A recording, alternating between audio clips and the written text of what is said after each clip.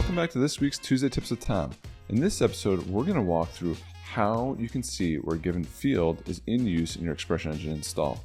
So this can be very helpful, specifically if you're looking at a field in the channel and you want to change it to required, for instance, but you don't know all the places that it's being used currently, and if you can do that, or if you really need to look at using a different field to accomplish that. So let's go over to the field section, and we'll go ahead and just type in card, and we'll go to our card heading.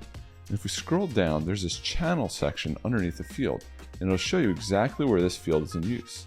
In this case, it's assigned to the cards channel rather, and it's assigned directly. The pages channel has it assigned via the card field group, and so does the pricing cards channel.